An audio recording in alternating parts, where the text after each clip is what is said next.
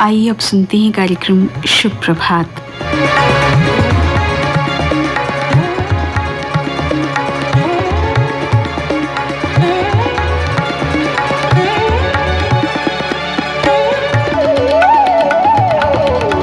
कार्यक्रम शुभ प्रभात सुनने वाले सभी श्रोताओं को राजेश गुप्ता का शुभ प्रभात, गुड मॉर्निंग, नमस्कार।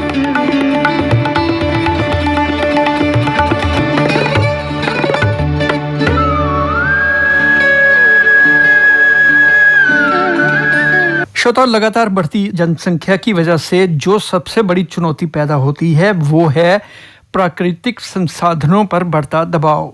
इन संसाधनों में जमीन, पानी, जंगल और खनिज शामिल हैं।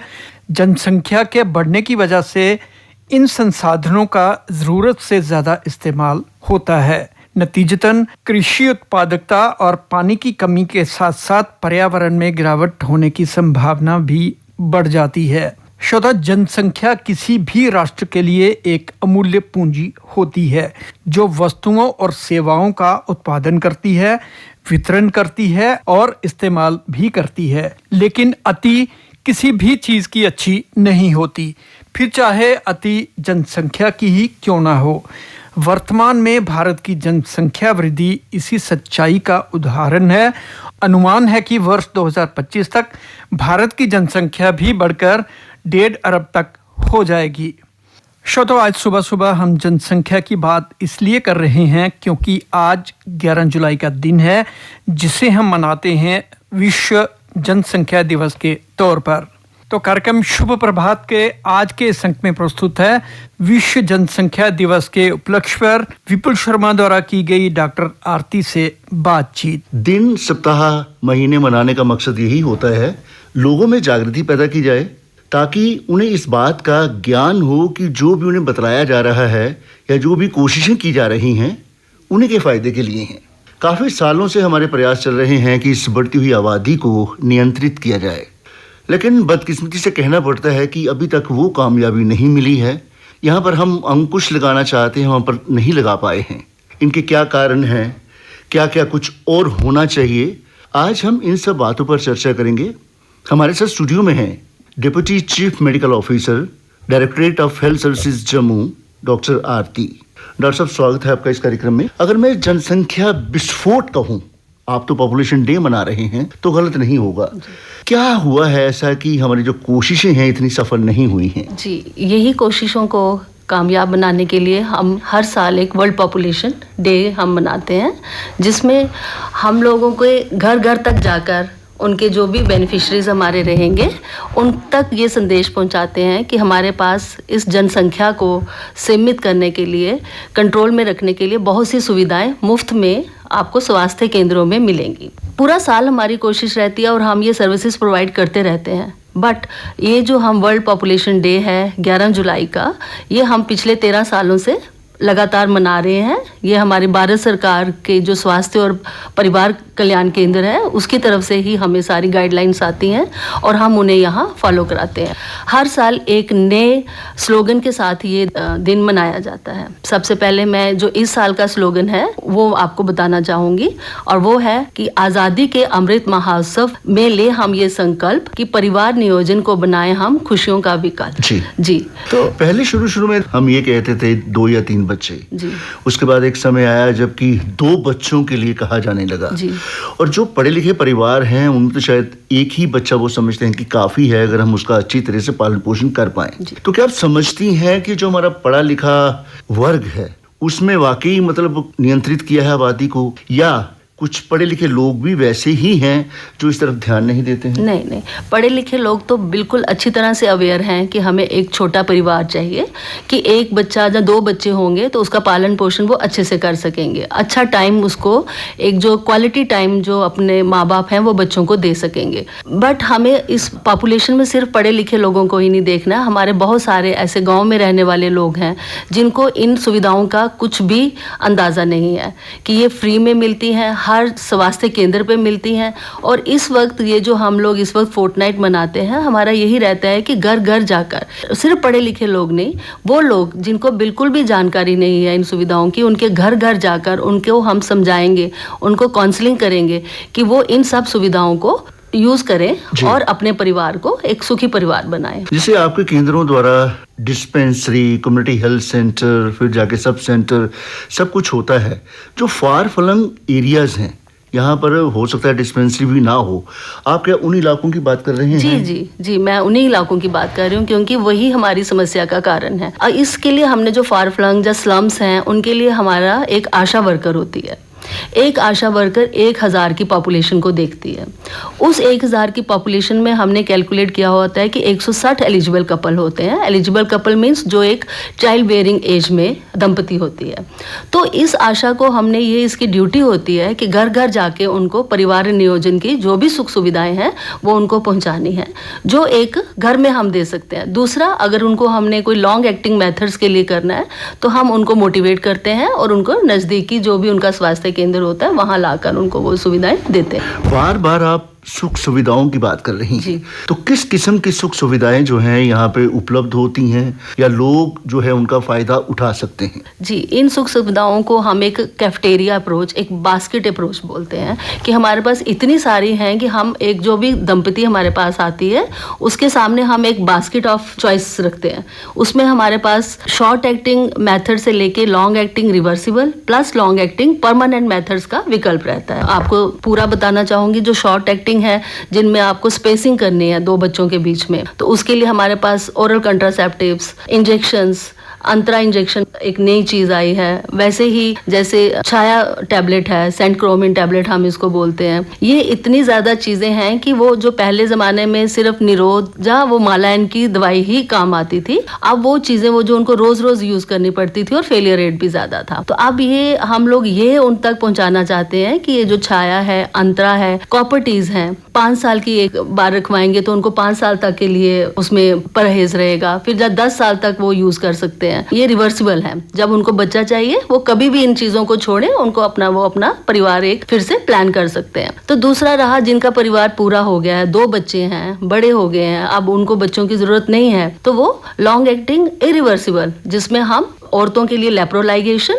और मर्दों के लिए एनएसबी वेसेक्टमी का प्रोसीजर्स करते हैं और वो हर एक सीएससी लेवल का जो कम्युनिटी हेल्थ सेंटर्स है वहाँ वो अवेलेबल है और कहीं भी आके वो करा सकते हैं। शायद जैसे कि आपने जिक्र किया है, जो गर्भ निरोधक गोलियां होती हैं उनका सेवन तो महिलाएं करती थी, लेकिन कहीं ना कहीं अगर वो छूट जाती थी तो फिर दोबारा से शुरू करना पड़ता था, जो इतना ज्यादा सफल नहीं रहा।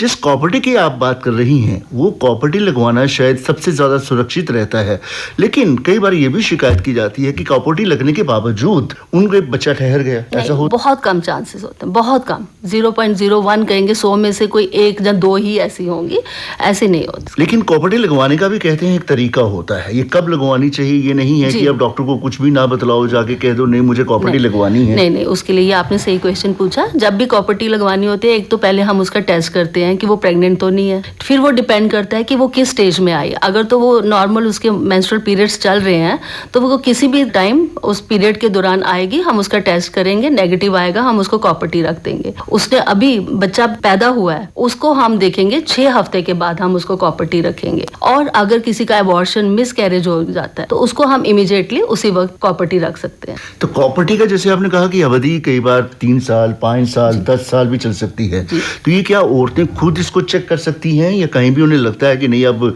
कॉपर्टी जो है वो सही जगह पे नहीं है तो दोबारा तब्दील करवा सकती हैं? नहीं, वो उसका एक रहता है कि जब हम कॉपर्टी लगाने के लिए आप उनको पूछते हैं तो उस पर होता है, जो कॉपर्टी बनी हुई आती है वो हमारे पास एक 5 साल वाली, एक 10 साल वाली आती है। वो हम उनको पहले पूछ लेते हैं कि आपको 5 साल का परहेज चाहिए, 10 साल का चाहिए। और अगर बीच में भी उनको अगर कभी भी जरूरत हो कि नहीं अभी उनको बच्चा चाहिए है तो वो किसी भी टाइम आके निकलवा सकती हैं और एकदम से वो उसके लिए उनको प्रेग्नेंट होने के लिए वेट नहीं करना पड़ेगा। और उसकी सिक्योरिटी चेक करने के लिए कि एक हमारे अंदर कॉपर्टी है कि नहीं, एक छोटा सा थ्रेड उसका एक रहता है जिसको वो फील कर सकती हैं कि अभी हमारी कॉपर्टी अंदर ही है। जी। दूसरा, कई बार महिलाएं ये भी शक करती हैं कि कॉपर्टी लगवाने के बाद उनका जो जिस्म है वो भारी हो गया है, वेट उन्होंने गेन कर लिया है या फिर कुछ कमर दर्द की शिकायत करती हैं, क्या ऐसा होता है? नहीं, ये कॉपर्टी की वजह से नहीं होता है, कोइंसिडेंसेस हो सकते हैं। तो ये जो हम इस वक्त अपना वर्ल्ड पॉपुलेशन डे मनाते हैं ना, इसीलिए इसको हमने 2 हिस्सों में बांटा है। एक पहला हमारा है पॉपुलेशन मोबिलाइजेशन फोर्टनाइट, जहाँ इसको हम हिंदी में ऐसे भी बोलते हैं कि दंपति संपर्क पखवाड़ा, कि हम दंपति से मिलेंगे, उनकी काउंसलिंग करेंगे, उनको मोटिवेट करेंगे। जो उनकी ये धारणाएं बनी हुई हैं कि ये कॉपर्टी ऊपर चढ़ जाती है, जहाँ हम लोग मोटे हो जाते हैं ओरल पिल्स खाने से, ये सब चीज़ों को हम लोग उनको काउंसलिंग करके अच्छे से समझाएंगे और फिर उनकी लाइन लिस्टिंग करेंगे। जिसको भी जो सुविधा चाहिए वो हम इन पहले 15 दिनों में वो तैयारी करके रखते हैं। महिलाओं के लिए जो आरजी तरीके आप बता रही हैं यही हैं, गर्भ निरोधक गोलियां हैं, कॉपर्टी है या इंजेक्शन की आपने जिक्र किया था कि वो होता है। अगर पुरुषों की हम बात करते हैं तो उनके पास क्या एक ही विकल्प रह जाता है निरोध का? नहीं, उनके लिए हम वो परमानेंट मेथड है। अगर फैमिली परमानेंट मेथड की बात में करेंगे कि जो इसमें बैरियर मेथड्स में जी निरोध एक ही है। जी। तो परमानेंट मेथड आप क्या समझती हैं कि जो पहले आप उनसे पूछती हैं कि आपके कितने बच्चे हैं या क्या है, और एक बच्चे के बाद भी लोग परमानेंट मेथड जो है अडॉप्ट कर सकते हैं? जी एग्जैक्टली। आप तो जो नई गाइडलाइन आई है उसमें अगर आपको बच्चा नहीं चाहिए, आप मैरिड कपल हैं, आपको नहीं चाहिए बच्चा, तो आप तब भी आप इसमें परमानेंट मेथड में जा सकते हैं। या आपकी अपनी कंसेंट, खुद की फीमेल की कंसेंट से भी हम लोग ये प्रोसीजर कर देते हैं। लेप्रोलाइगेशन की आपने बात की थी, एनएसएवी की आपने बात की थी, तो ये दोनों तरीके जो है वो परमानेंट है? जी, उसके बाद अगर चाह कर भी कपल चाहे, जो विवाहिता जोड़ा होता है कि हम बच्चा चाहते हैं, वो नहीं हो सकता? नहीं, ये इरिवर्सिबल है। लेप्रोलाइगेशन फीमेल में फिर कोई आगे कोई एक्सपर्ट प्रोसीजर्स के साथ हम रिवर्स कर सकते हैं, बट लगता नहीं है। ये परमानेंट मेथड्स होते हैं, इरिवर्सिबल। दूसरा ये है कि ये सुरक्षित है तरीके? बहुत सुरक्षित है। तो असफल होने के कारण क्या मानती हैं आप? कि सिर्फ अनपढ़ता है? जैसे कि आपने कहा कि हमारे परिवार जो दूर दराज के इलाकों में रहते हैं, शिक्षित नहीं है, उन्हें इस चीज का वैल्यू ही नहीं पता है कि बच्चों को कैसे पढ़ाना है, या कई बार ये भी समझते हैं कि नहीं, देखो आपने भी देखा होगा धारणाएं आम जो परिवारों में बनी हुई हैं, ऊपर वाले ने अगर बच्चा दिया है तो वो उसका पालन पोषण भी करेगा। जी। ऐसी सोच आज तक क्या पनप रही है? जी, आज तक भी है। और फिर हमारा मकसद यही रहता है, जो हमने आशा बहनें बनाई हुई हैं, गली गली घर घर जाके जो करती हैं। इवन अब तो ये रहा है कि हम खुद जाते हैं, जो ऐसे हमें मिलता है कि जो लोग बिल्कुल भी नहीं सुन रहे हैं और वहाँ ज़रूरत है, तो हम खुद जाके एक कैंप लगा के उनकी काउंसलिंग करते हैं, उनको समझाते हैं, छोटा परिवार की उनको सुख सुविधाओं के बारे में बताते हैं। तो ऐसा नहीं है कि वो अनपढ़ हैं तो मानते नहीं है, समझाने पर सब लोग मान जाते हैं। डॉक्टर आरती, क्योंकि हम ये सुनने में आता है या समझते हैं या देखते हैं कि कैंप्स तभी लगाए जाते हैं, जैसे कि आपने डे मनाने की बात की है, इन दिनों आगे पीछे लगाए जाते हैं, या कभी सुना जाता है कि 2-3 महीने में एक बार कैंप लगाया जाता है। क्या आप ये नहीं समझते हैं कि वाकई में हम चाहते हैं इस पे अंकुश लगाना, तो बच्चों को ही इससे स्कूल से ही शिक्षा देनी शुरू कर देनी चाहिए, ताकि वो बच्चे जब बड़े हों उन्हें इस चीज़ का एहसास हो कि जो हमें सिखाया गया, जो हमें पढ़ाया गया, वो हमें अपनी ज़िंदगी में भी लागू करना है। नहीं, मैं समझती हूँ आपकी बात से, मैं बिल्कुल एग्री करती हूँ। ये तो हम लोग स्कूल में जो अब सेक्स एजुकेशन शुरू हुई हैं उनमें ये सब मुद्दे तो समझाए जाते हैं। इनफैक्ट हम लोग भी एक, ये नहीं है कि सिर्फ कैंप में ही हम लेप्रोलाइगेशंस करते हैं, ये हमने रूटीन प्रोसीजर्स रखे हैं। हम थ्रू आउट द मंथ, हम थ्रू आउट द ईयर अपने सारे डिस्ट्रिक्ट हॉस्पिटल्स में, सब डिस्ट्रिक्ट हॉस्पिटल्स में आशा वर्कर्स की एक असाइनमेंट होती है कि जो भी एलिजिबल कपल है, जिसकी फैमिली कंप्लीट होगी, या आपने मोटिवेट करा के उसको लेप्रो कराना ही कराना है। तो ये हमारे रूटीन प्रोसीजर्स होते हैं। ऐसा नहीं है कि ये सिर्फ इस वक्त ही एक वर्ल्ड पॉपुलेशन डे मनाने के लिए हम कर रहे हैं। कहीं ऐसा तो नहीं है कि अगर महिलाएं या पुरुष अस्पताल में पहुंचते हैं उन्हें कहीं दिक्कतों का सामना करना पड़ता होगा, वो भी एक कारण बनता है कि वो इतना खुलकर आगे नहीं आते हैं? नहीं, ऐसा बिल्कुल भी नहीं है। पहले ये होता था कि सारा जो काम था वो डिस्ट्रिक्ट हॉस्पिटल में, जैसे शालामार में ही होगा या गांधीनगर में ही होगा। अब तो ये लेप्रोस्कोप की सुविधा हर ब्लॉक में है। अगर नहीं भी है, मेरे पास जैसे 9 ब्लॉक हैं, मेरे 4 ब्लॉक्स में ऑलरेडी उनका अपना लेप्रोस्कोप है। वो हाँ, गायनेकोलॉजिस्ट जो ओपीडी करते हैं वो रूटीन में जो भी आते हैं उनको मोटिवेट करते हैं, और रूटीन डेज रखे हुए हैं उन्होंने, किसी ने सैटरडे, वेडनेसडे ऐसे करके लेप्रोलाइगेशंस होते हैं। और अगर नहीं भी हो लेप्रोस्कोप तो हम एक ब्लॉक से दूसरे ब्लॉक में रख के वहाँ ये सुविधा उनको पहुंचाते हैं। चूंकि आप कई सालों से जुड़ी हुई हैं इस मेडिकल प्रोफेशन के साथ, आप क्या समझती हैं, आपका क्या संदेश रहेगा खासतौर पर इन दिनों के लिए? या आप ये भी कह रही हैं कि इसको हम 15 दिन में भी कर सकते हैं, महीने में भी मनाते रहते हैं, क्या क्या कोशिशें रहेंगी आपकी? हमारी कोशिशें ये जो इस वक्त चल रही हैं, ये तो बहुत एक्सट्रीम कोशिशें होती हैं। हम लोग घर घर नुक्कड़ नुक्कड़ जाकर लोगों को संदेश दे रहे हैं, अपने ब्लॉक लेवल्स पे सब लोगों के साथ मिलके स्किट्स कर रहे हैं कि लोगों को समझ आए कि एक जो छोटा परिवार है वही सुखी परिवार होता है। सुख सुविधाएं हम 1-2 बच्चे को दे सकते हैं, ज़्यादा बच्चों को हम लोग उतना नहीं प्रोवाइड कर सकते। तो दूसरा मेरा यही है, जो मेरी आशा वर्कर्स हैं, मेरा ज़्यादा उनके साथ ही रहता है कि आप लोग ही हैं जो घर घर जाती हैं। मेडिकल प्रोफेशन में एक आशा बहन ऐसी है जिसको हर एक परिवार का पता होता है और उसकी 1000 की पॉपुलेशन होती है। तो मैक्सिमम मैं जो मीटिंग्स लेती हूँ उनको यही एक संदेश देती हूँ कि आपकी रिस्पॉन्सिबिलिटी 1000 लोगों की है, उसमें से हर एक को आपने हर सुख सुविधा घर घर जाके पहुंचानी है। आपने कहा 1000 जो परिवार होते हैं या 1000 की पॉपुलेशन की बात आप कर रही हैं, वहाँ पे आशा वर्कर, इसका मतलब दूर दराज के जितने भी इलाके हैं वहाँ से आशा वर्कर का क्या क्राइटेरिया? जैसे शुरू में सुनते थे कि कम से कम 8वीं पास होनी चाहिए, नहीं पहले नहीं वो 10वीं नहीं, ऐसा नहीं है। जो हमारी पुरानी आशा है, आपने कोई ऑनरेडियम रखा हुआ है या उनको? नहीं, उनकी हम रिफ्रेशर ट्रेनिंग्स कराते रहते हैं। उनकी बहुत सारी ट्रेनिंग्स होती हैं जिसमें नए मुद्दे, जैसे वर्ल्ड पॉपुलेशन फोर्टनाइट हमने करनी थी, तो हमने पहले ही ट्रेनिंग्स लेके उनको ये रैलीज करवाई, उनको ये स्लोगन बताया कौन से डेज हैं, कब आपने काउंसलिंग करनी, लाइन लिस्टिंग करनी है। फिर जो नेक्स्ट 11 जुलाई से 24 जुलाई तक रहेगा उसमें आपने सर्विस प्रोवाइड करनी है, उन लोगों को हॉस्पिटल्स में लाकर वहाँ पे जो भी उनके नज़दीकी होंगे वहाँ वो सर्विसेज अवेल करानी है। मैंने आपके लिए कहा था कि आपका क्या संदेश रहेगा? मैं तो यही बोलना चाहूँगी कि हमारे पास इस परिवार की फैमिली प्लानिंग के लिए हर सुख सुविधा हमारे पास है और फ्री में है, मुफ्त है, और हर नज़दीकी जो भी दवा केंद्र है, स्वास्थ्य केंद्र है, वहाँ पे ये उनको मिलती है। और ज़्यादा से ज़्यादा लोग इसके बारे में जानें, समझें और इसको अडॉप्ट करें। और दूसरा, जब तक लोगों की कोशिशें, उनका सहयोग साथ नहीं होगा, तब तक किसी भी कार्य को सफल करना बड़ा मुश्किल हो जाता है। तो आपका कहना बिल्कुल ठीक है कि इसमें लोगों का सहयोग भी चाहिए। कोशिशें तो आपके डिपार्टमेंट की चल ही रही हैं, दोनों का सहयोग होगा तो शायद आने वाले समय में हम इस आबादी को नियंत्रित कर पाएंगे। डॉक्टर साहब, जानकारी के लिए आपका शुक्रिया। कार्यक्रम शुभ प्रभात में अभी समय हो चला है। कार्यक्रम शुभ प्रभात के आज के इस अंक में बस इतना ही। आपसे फिर होगी मुलाकात अगले मंगल को। तब तक के लिए राजेश को दें अनुमति। नमस्कार, हैव ए नाइस डे।